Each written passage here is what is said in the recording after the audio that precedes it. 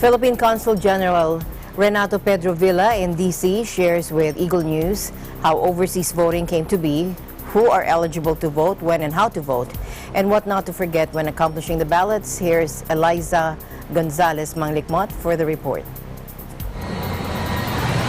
The month-long overseas voting for the Philippine midterm elections has started April 13 and will continue until May 13, giving a chance for Filipinos living outside the Philippines to cast their picks for 12 seats in the Senate, all seats in the House of Representatives, plus regional, provincial, city, and municipal level elected positions. Joining Eagle News today is Consul General Renato Pedro Villa of the Philippine Embassy here in Washington, DC, to share with us more information about the elections. Thank you for joining us, Consul General. Thank you for the opportunity to for covering the elections here in the U.S. Consul General, could you explain to us how did overseas voting come to place? There was a clamor from the overseas Filipino workers and their families for them to participate in the voting process, to have a say in our political and economic future. Since they have contributed a lot, they are also contributing to our prosperity, to our progress. So in 2003, the Overseas Voting Act was enacted, and the first voting exercise for overseas Filipinos was in 2004. Yeah, so there has been 5 voting exercises. The last was in 2016, where the overseas Filipinos participated.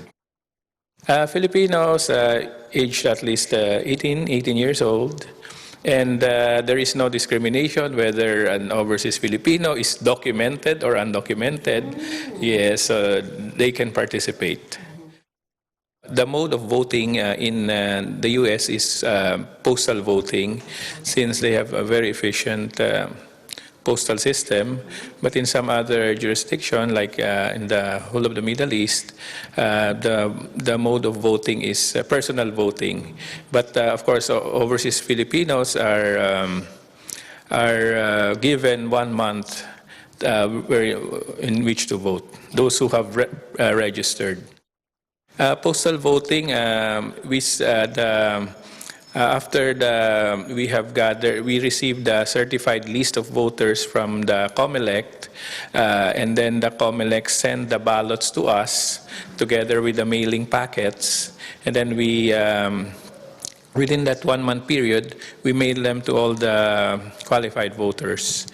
Here in DC, there are more than 37,000, and in the whole of the U.S., 224,000 qualified voters. We managed to register more than 16,000 new registrants. That's why the total now is 37,000.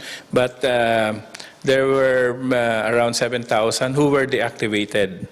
A voter can be activated if he or she fails to vote in 2 consecutive voting exercises. Then they are no longer eligible to vote, they are deactivated. But in the next registration exercise, they can register again. We have the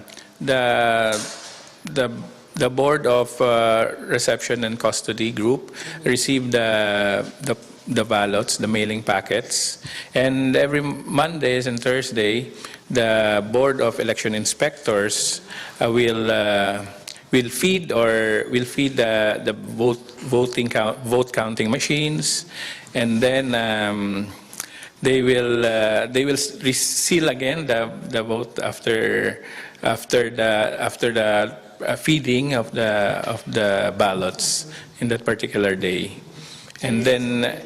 And this is open to the public. And then on May 13, the SBEI, Board of Election Inspectors, will turn over the certificate of votes, the summary of the statements of votes, and all the SD cards by precinct. By the way, there is 1 SD card per precinct. So they will turn it over on May 13 after they have finished the counting. And then the canvassing will start, and on May 13 until all the all the votes in the U.S. in our jurisdiction are counted. If you're eligible, exercise your right because your vote counts. Reporting from the Consular Office of the Philippine Embassy here in Washington, D.C., I am Eliza Gonzalez Manglekmod for Eagle News. One with